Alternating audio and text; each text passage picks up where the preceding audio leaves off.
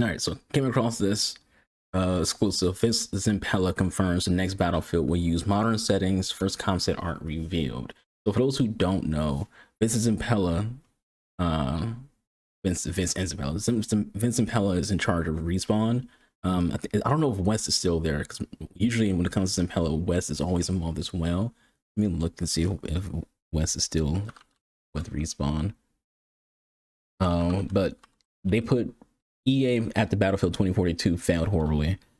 They put Jason West. They put Respawn in charge of Battlefield. DICE is still making the game, but basically Respawn is now DICE's freaking boss. So when it comes to like the chain, the hierarchy, there's DICE, then Respawn, then EA. So Respawn is EA is the boss, but Respawn is the boss of DICE right now. So basically everything that happens with Battlefield, which is kind of ironic because for those who don't know, Vincent Zampella and Jason West, they're the co-founders of they're the founders of Infinity Ward. So in a weird turn of events, the Call of Duty developers are in charge of Battlefield. Because when they left Activision, they took a good chunk of the original Infinity Ward with them. So it's funny that we come to a full circle point to where DICE, their boss, is Call of Duty developers. Well, former Call of Duty developers, but currently they make what you call it, Apex and Star Wars games. But it is funny. All right, let's talk about this article. We got our first glimpse at EA's big Battlefield reveal and learn more about how it's getting back to the basics. Here we go with this again. You had this, we'll call it, what Assassin's Creed. Assassin's Creed Mirage was supposed to be a back to the roots game, a back to the basics. Let's see what this back to the basics is all about. Ahead of its investor day on September 17th, EA revealed first details on its untitled Battlefield game alongside its first official concept art, which IGN can exclusively reveal for the first time. IGN can also confirm that Battlefield will be returning to the modern setting at the stints in World War I, World War II in the near future. So we're getting a modern Battlefield game, which puts it directly in that crosshair of competing with X-Defiant and Call of Duty. The last modern war Battlefield game was probably Battlefield 4. The Battlefield 5 was World War 1. I think was World War 2. Then Battlefield 1 was Battlefield, was World War 1, which was called Battlefield 1. Battlefield 1 was Battlefield 5 technically, but they called it Battlefield 1 because of World War 1. Then Battlefield 5, which is called Battlefield 5. So it's like, this is why these names can get confusing because it just throws people off, because Battlefield 5 wasn't the 5th Battlefield game. Anyways, and then 2042 was near future. So this will be the first time going back to a modern war setting since Battlefield 4, which in my opinion, I do kind of I enjoy 2042 for what it is now, but I would say the last good Battlefield game was 2042. Battlefield 5 is an okay game. Battlefield 1 I think was terrible. But the last good, like, better than average, a 7 out of 10 or higher was Battlefield 4. So Modern War Roots might be good. And with the Respawn, overlooking DICE, there are going to probably like inject a little bit of that Call of Duty thought process into the game, which could be good, could be bad, because part of why Battlefield has DICE because they keep chasing Call of Duty. So that could be a bad thing if Respawn are too hands-on with this. You get back to the article. While EA is cagey about specifics when it comes to the concept art, including declining to name the city where it's set, though it looks a lot like Italy, France, or somewhere in Eastern Europe, you can see it. You look at how these houses are structured, how the houses look, how they're pressed up against, kind of like a mountaintop, and then there's like some water over here with a yacht. So yeah, you can't see it. It does include details that should stand out to longtime fans of the series. Among other things, it appears to suggest that ship-to-ship and helicopter combat will be part of the new game and will feature natural disasters like wildfires, which you kind of see here. I was kind of noticing that. I was thinking, like, what's going to cause the wildfire to happen? Battlefield 2042 has natural disasters. Like, there's a sandstorm on the desert map. I what it's called. This map is awful. On Kaleidoscope, there's a tornado. Or what you call it as well as a tornado. How it's called. It's a good map. Manifest. There's also a tornado. Battlefield's always had like some kind of like map thing happen, like Battlefield 4, Siege of Shanghai. The skyscraper can collapse. So it's nothing too different from what Battlefield is has, and like it's cool. I always enjoyed, the map alteration in Battlefield games. I think there should be more, but more so of like the actual map changing, not just there's a fire or tornado or a flood. Because Battlefield 3 flood zone would actually flood. Um, his grayish color scheme is evocative of Battlefield 4, which remains one of the most popular games in the series despite being released a decade ago. So it does seem like IGN is on the same wavelength as me in the thought process. They're just trying to recapture what Battlefield 4 was, which if they do, try to recapture everything post-launch, because Battlefield 4 for the first month was like unplayable and very, very, very in bad state, which is a general DICE thing. Every Battlefield game has launched in an awful state. But nowadays, you can't get away with that. Like back in the day with Battlefield 4, Battlefield 3, Bad Company 2, even Battlefield 1, you can get away with having your game being trash at launch because no one cared. Because if it came to Battlefield fans just played regardless. The game was good enough to like make up for the fact that the game ran terribly. Nowadays, gamers are not dealing with freaking broken games at launch. So that's what 2042 failed. 2042 failed because it was trash at launch. It's good now, but it was trash at launch. So that you can't afford to have a bad release. And that's the big thing that comes to this next Battlefield game. It has to be good at release. Battlefield goes back to the basics. All of this points back to the back to basics approach for the next Battlefield game.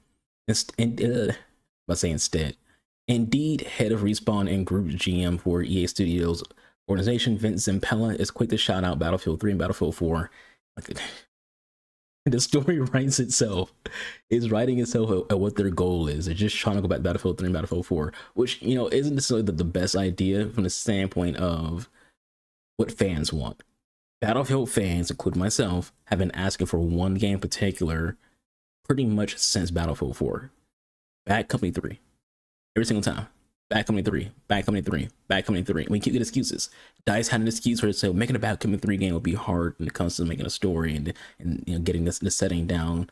Like, the community is telling what they want, and you won't get the community what they want. And here we are again, where the new Battlefield game, they want to make a Battlefield 3, Battlefield 4 style game, when it's like the community wants Battlefield Bad Company 3. Anyways, Zampella is quick to shout out Battlefield 3, Battlefield 4, and of course, sitting down with IGN to talk about these new reveals. On a decision to return to the modern era, Zampella says, I mean, if you look back to the peak or the pinnacle of Battlefield, is Battlefield 3, Battlefield 4 era where everything was modern. Basically, he's looking at it as, where the money was. Battlefield make the most money when Battlefield 3 and Battlefield 4, ignoring the fact that the community mostly talks about Bad Company 2 as being, the best Battlefield game, and they want a sequel for that particular game. He's looking at what had the best sales, and the best sales Battlefield was around that Battlefield 3, Battlefield 4 era. So that's what Zampella is looking at. Is like, all right, well, if that's where the most money was made, and people were the most hype on Battlefield, then that's what we need to go back to. We need to go back to the modern era. People prefer the modern era, which is kind of true. When it comes to FPS games, people do prefer the modern times, and if there's anything futuristic about the game, it's like very, very short, semi-futuristic. Like X-Defiant has some very futuristic kind of things, but it's mostly a modern era game. Battlefield 6 has some futuristic kind of things, but it's mostly a modern era game. So probably see the same thing with Battlefield, where it'll be modern era, but it'll have like some, prototype designs for gadgets that will seem a little futuristic. Anyways, Zampella continues, and I think we have to get back to the core of what Battlefield is and do that amazingly well, and then we'll see where it goes from there. But I think for me, it's that peak of Battlefieldness is that in that Battlefield 3, Battlefield 4 days. So I think it's nostalgic for players, and for me, and for the teams even, those are kind of the heydays. Although I would say 1942 as well, but say also is the word. 1942. Basically, he just pointed out he used to play Battlefield when he came to the cult classic of 1942, but he didn't mention Battlefield Bad Company 2, which again, most Battlefield players, they got into Battlefield with Bad Company 2. I know I keep mentioning Bad Company 2, but I mention it a lot because it's the Battlefield game that most Battlefield fans view as the pinnacle, view as the best, view as their nostalgic game, because for like a lot of people, that was their first Battlefield game, was Battlefield Bad Company 2, which Zampella doesn't mention at all. He doesn't mention it at all. And I don't know if it's because he just doesn't know that the community prefers a Backcountry three game, because again, he's just the boss. He's not in charge. He's not the one making the game. Dice is. And he's kind of like just directing them, on what to do and how to do it, essentially, with his own expertise in Call of Duty games.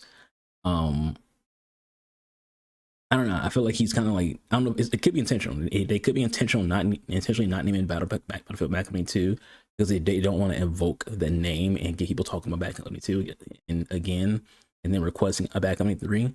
Maybe they're just gonna play it safe. Maybe they feel like doing a Battlefield game, whereas Modern Era will be the safe bet, whereas Backcountry 2 or Backcountry 3 will be more of a risk, and they want to get that quick money, not like they don't want to take the risk of Backcountry 3. They already confirmed they're bring back campaigns, so we'll eventually see something about that. I think before we move on, what other thing was mentioned and that got my attention. Anyways, the return to Modern Sun represents a course correction for the series after Battlefield 2042, which eventually found its footing, but was otherwise widely panned for features like spectator specialists. 2042, the naming itself is the problem, because 2043 is a cult classic in the Battlefield community. When it comes to the specialists being like disliked, people just, here's the thing, when it comes to like some franchises, people don't want a hero shooter. They just want to play the game that they know and the game that they love. So when you turn a game, because you add specialists, you're basically turning your game to a hero shooter. No one asked for that. Not a single person who plays Battlefield was like, it'd be cool if we got rid of the classic Battlefield class system and just turn the game into a hero shooter. No one asked for that. Sometimes when you're a developer, you try to like reinvent the wheel so you can appear that you made a new game. When reality is, you just need to make it the game people love. You don't need to do anything special. Just make the game people already loved. So you didn't need to do that. Anyways, characters that made it seem as if Battlefield was trying to be a hero shooter. That's what I just said. I have not read this article before. So IGN, we're on the same wavelength right now. Its ambitious 128 player maps also proved unpopular with fans who preferred a more focused experience. Yeah, that did become a problem, but it wasn't a problem for the reason IGN thinks it is. When it came to the 128 player maps, the issue was the tick rate. The tick rate for the servers were pretty much the same for 64 players, and they would improve to be able to handle 128 players. So they made 128 player servers very, very bad in terms of like how the servers performed, how the code was. The tick rate just didn't fit. And then at the same time, it was just way too much going on for the game and way too much going on for the players. Like people just couldn't essentially, I don't want to say focus, but it was just so much going on for a lot of people. I actually really, really enjoyed 128 players because it just screams like an actual Battlefield in my opinion. But again, the biggest issue for Battlefield players was tick rate, not it's just too many players. Just if they would have fine-tuned it, I would have been better off. And if the maps actually played to fit it better, because a lot of maps for Battlefield 2042, at least at launch, they did eventually rework some of the maps, make them better. A lot of them were just open spaces, and when you have 120 players and you have these big open spaces, most of those players just want to stop freaking running around and just start sniping. And if you have this big open area, people are just sniping, and people who are rushing are like, all right, well, I want to avoid the entirety of the middle of the map and only stay on one side of the map where there's enough cover. Then vehicle guys, they would just literally just stop going to anywhere where people were sitting there with RPGs. So it just made like a lot of issues outside of the fact that the actual player number. 2042 went back to 64 players, which they did eventually. And they still had 28 server days. Like they would have like events where they'll be 120 players, but the core most went back to 64 players just to try to again be in line with the tick rate and try to appeal to the players. Let's see, I'd rather have a nice, dense, really nice, well-designed player spaces. Some of them are really good. Was this Zampella? He says, yeah, the 128 players did make it more fun. Like doing the number for the sake of number doesn't make any sense, which is true.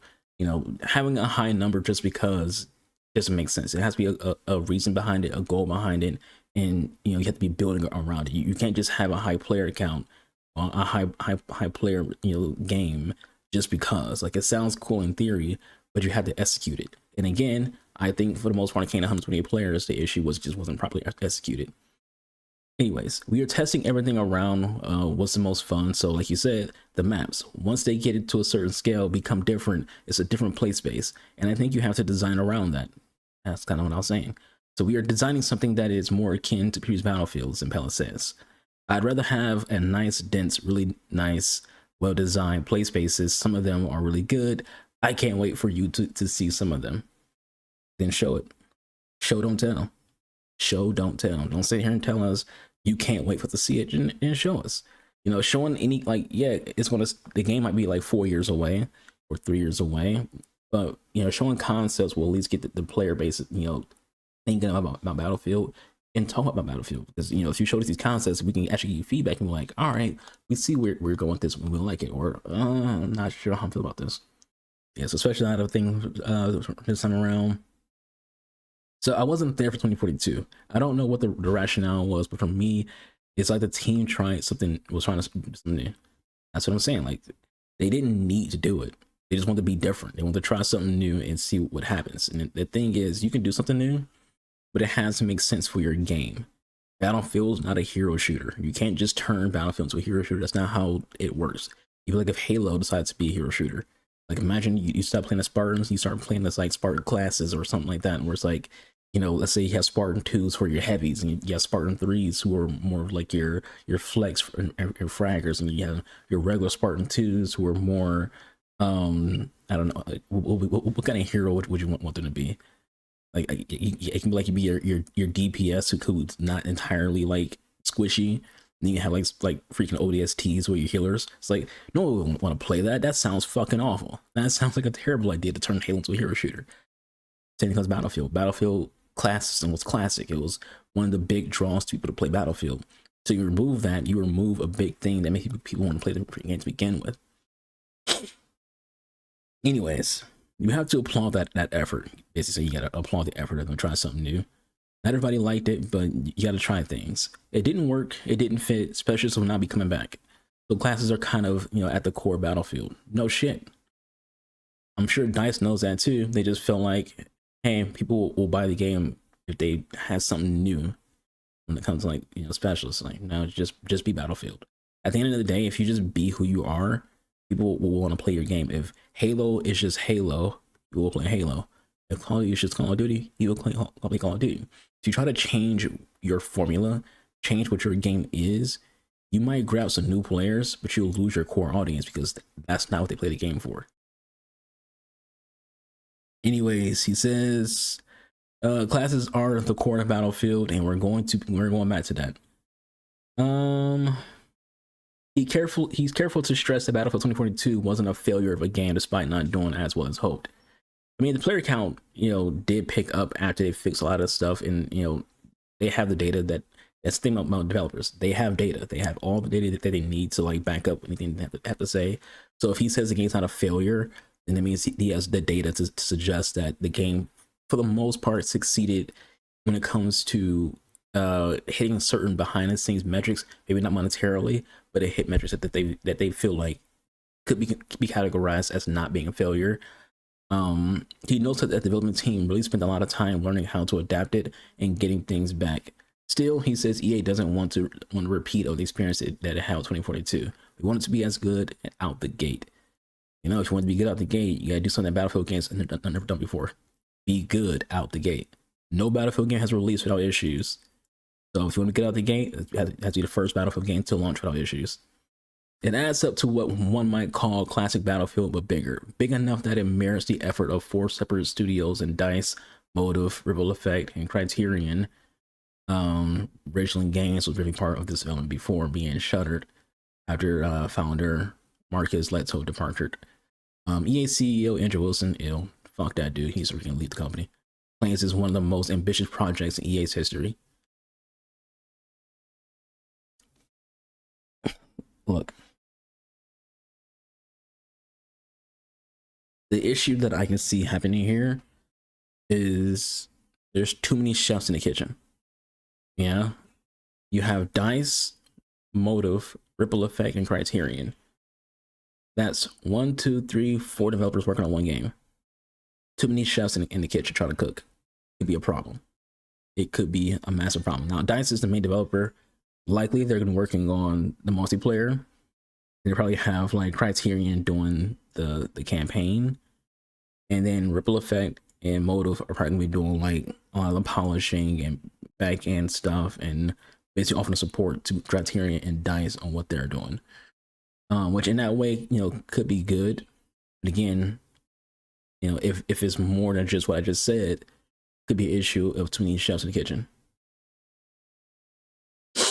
Especially when it comes to like their thought process of making it a bigger game. They're calling it the most ambitious project in EA's history. A lot of the times when you hear a developer call their game the most ambitious game, that game tends to fail because ambition is cool, execution is better. The reason why Scalebound never got released is because Platinum Games was too ambitious with that game to where they couldn't get it to work properly, and they couldn't get it to meet any of his deadlines to where it had to just get shelved. There's a lot of games that happen where people are just too ambitious, and the rest of the game is just bad because the scope of the developer was very big, not the execution of the developer. Part of why Peter Molyneux got fired from Lionhead, and eventually while Lionhead shut down and Fable died, is because Peter and Lionhead were very ambitious but couldn't execute properly. Nevertheless, the hell remains vague on what all that actually entails. Yeah, it's definitely better. Can't even read today. Yeah, it's definitely betting bigger on Battlefield. It's going and expanding on what Battlefield is. So we have to have the core. The core Battlefield players know what they want. Yeah, that's kind of how games work. People who play the game the most know what they want, and they know what they don't want. They won't play your game if you change things up too much. All these casuals will tell you do this, do this, do this, and that won't do anything other than lose you core players, which makes your game even worse and give you a higher chance of failure. This goes into like people who say Halo needs a battle royale. No, it doesn't. The core fan base does not want a battle royale. You can't just alter your game. Gears of War Judgment had to alter what Gears of War was, and that game failed horribly. You can't change what the core players like. You have to find a way to improve on what they like and make it better, but you can't change it in a drastic way to where they're just like, this isn't the game that I fell in love with anymore. I'm gonna play something else. Anyways, they've been with us forever. They've been amazing supporters. We need to earn their trust back and get them back on our side. And then it's expanding out and getting more players into the universe and seeing what we can do. So when you want a different experience, you don't have to leave Battlefield. You can experience more things within Battlefield's universe. So we're expanding the offerings that we're given. So kind of what I see from that comment is they understand what the core fan base wants, but they also want to get new players in. One of the best way to get new players in, if your core fan base loves a game, word of mouth matters. They will tell everyone about how good Game X is and how unique Game X is. And through all of that, you eventually will get a situation to where new players come in because they want to experience that unique thing. What gamers lack right now is unique experiences. That's why a lot of games are hard to like succeed, because there's so many games that's just copy pasting what another game did. That's why so many looter shooters fail, because they're just copy pasting what another game did. So a lot of Souls games, like Soul-like games, that's why they fail. They're just copy pasting what someone else did. They're not revolutionizing anything. They're not changing anything. They're not being unique. And the reason why Lies of P succeeded because Lies of P was unique. It was a unique experience. Other Souls games, Soul-like games, they're not being unique at all. It's just a different game with different skin, but performs the exact same way and is very, very janky. It doesn't have anything to keep you playing. The thing comes with like shooters. If your game is trying to be Call of Duty, your game's not unique. So people won't go play your game. They'll be like, well, if I want to play Call of Duty, I'll go play Call of Duty.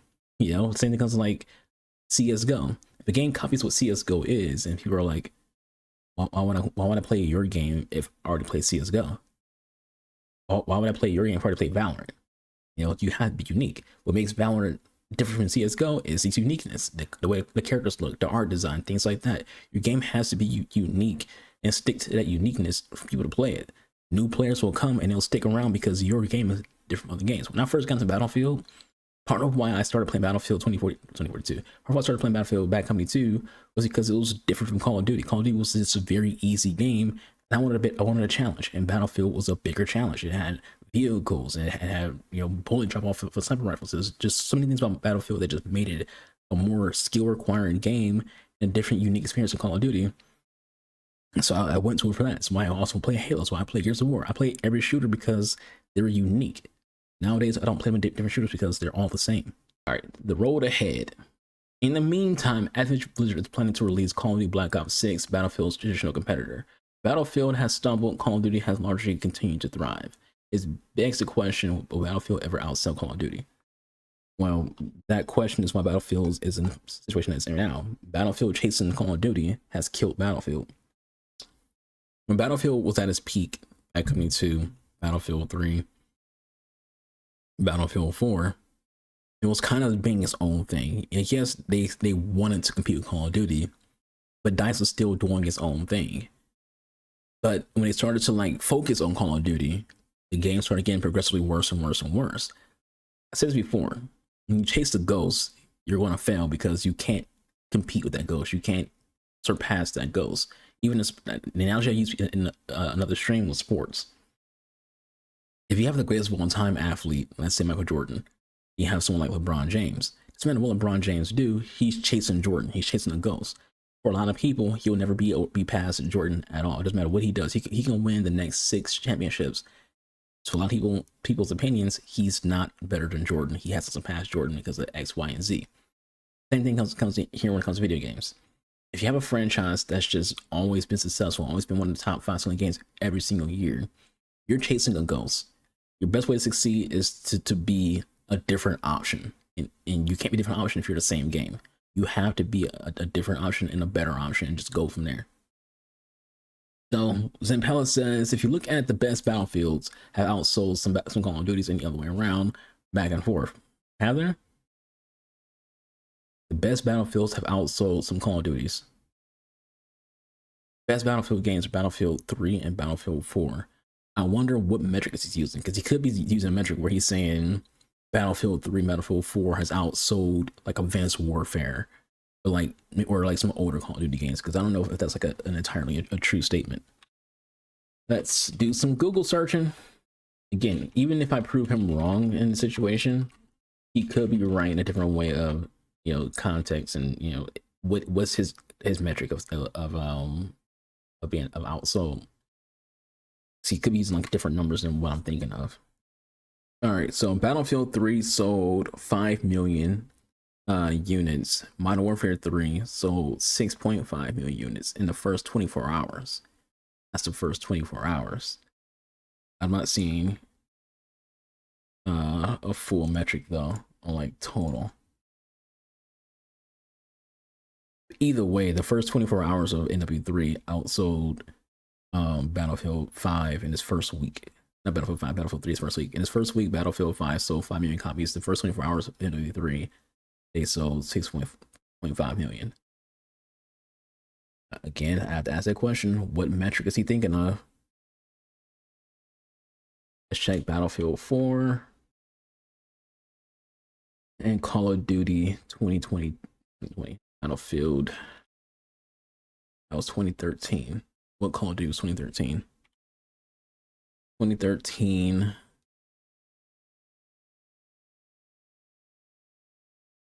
Was Ghost. Oof. So if there's a year of Call of Duty might have freaking lost the Battlefield, it might have been this year. Ghost is considered one of the worst Call of Duty. Ghost sold 19.82 million copies. Some of these numbers aren't the same. One says 28.8 million copies, another says 19.82 million copies. Yeah, so I don't think Battlefield 4 is going to compete with that. 14 million. So Battlefield 4, the same release, same year as Call of Duty Ghost, was 14 million units sold, whereas Battlefield 4, not Battlefield 4, Ghost was 28 million. So it did beat that. So what Battlefield game beat Call of Duty? Let's try Battlefield 1. Battlefield 1 sold 24 million copies worldwide. What year was that?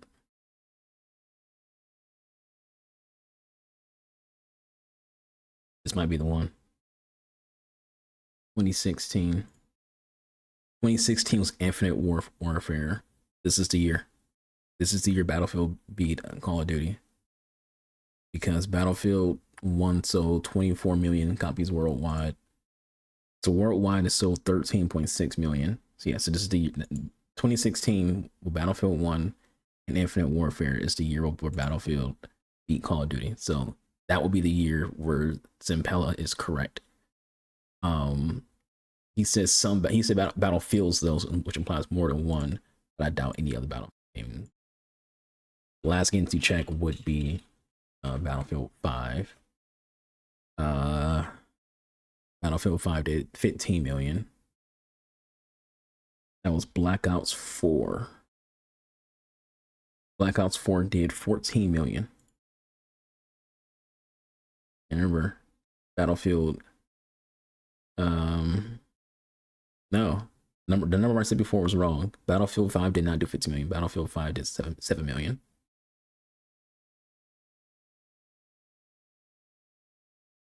So yeah, Battlefield 5 didn't beat Black Ops 4. Black Ops 4 had 14. Battlefield 5 has 7 million.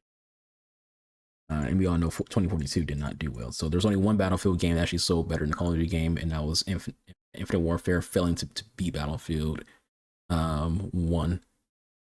So let's get back into the article. So I think it absolutely can. Basically, he's answering the question since we just jumped right back into the article. He's asking, the question was, can Battlefield outsell Call of Duty?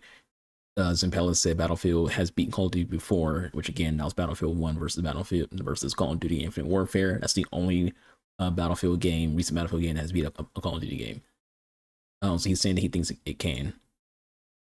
Note, while sales data is incomplete, the publicly available data for even weaker releases like Infinite Warfare has typically favored Call of Duty. Basically, they're just pointing out that, you know, there has been some bad releases. And they pointed out that the worst one was Infinite Warfare, and that usually Call of Duty does beat Battlefield, but Infinite Warfare was the outlier, which we just did the research. We'll figure it out our damn selves. Anyways, Zampella continues. I mean, is that what we're going for? I mean, not directly, but always. Basically saying they're not trying to compete with Call of Duty, but they do, which is just business. It's like he basically pointing out, yeah, we have to compete with Call of Duty because they're a competitor. Like we both make FPS games. By freaking like proximity, we're competing with each other, but we're not trying to compete in terms of, you know, chase Call of Duty. Say, which is a good thing if he is pointing out that they're not trying to chase Call of Duty. We're not trying to take down Call of Duty. We're making something that's different, and we're making something that's us. But yeah, this definitely has possibility. Yes, I like this comment because he's basically saying what I've been saying the entire time. Don't chase Call of Duty, make your own game, and go from there. It's just funny because it's Zampella saying it, because again, Zampella and his partner Jason West, not partners in like, you know, partners like, you know, they work together. They're the brains behind, you know, Modern Warfare. So it's funny that the people who made Call of Duty the success that it is are talking about Call of Duty in the way they make the competitor. So that's funny to me. On the subject of pushing into the transmedia space, where franchises like Last of Us and Fallout have thrived, the latter take home an Emmy Award of the weekend. Zampella demurs. There are definitely opportunities there. We've had some discussions, but it's not our core business. Thank God. We don't need a Battlefield movie. We already have war films, and most of them aren't very good. Making a Battlefield film just might be a waste of time to me. To me, the stuff when it works is super cool. Like Arcane was fucking great, but there are others that haven't worked out as well, and I won't name those. But you know what they are. He says it's a market opportunity of getting your franchise out there, and it's not the core to what we're doing right now. So we are a game first that has to work. And if the right opportunity comes, absolutely, we'll look at it. And we do take meetings all the time. I mean, and do we take meetings all the time? Sure, but it's not the core business. So that's the balance. I would love to see it. Right now, we're not looking at anything like that for Battlefield. Again, that's a W statement, even though I butchered it a little bit. Basically saying, hey, we've had discussions. People have called us. We'll talk to people. EA has mentioned it to us too. Like, hey, you want to do a movie? And we're like, no, we're not doing a movie. We're just going to focus on making a video game. We gotta make Battlefield. We understand that it's a good business chance to grow the audience, but You know, if you can't guarantee being successful, we're not interested. It's kind of like how I took his statement. It's unclear when the next Battlefield will release, but there are signs that EA is wrapping up for 2025 and will enter full production earlier this year. According to Zampella, EA is play testing the game every week and plans to launch a community program next year, though it's unclear if it's a closed beta or something else. So if they're doing a play test every week, the game's playable to some degree. He said that they're planning to do a community program. EA has EA Insider, which I'm a part of, and basically what this is, they send you you gotta do like a whole lot, like a lot of signing up for it, and also you're under NDA, so you can't talk about anything. But basically they just send you the earliest stages of a video game and let you try it out, and you at the end you gotta fill out a survey and things like that.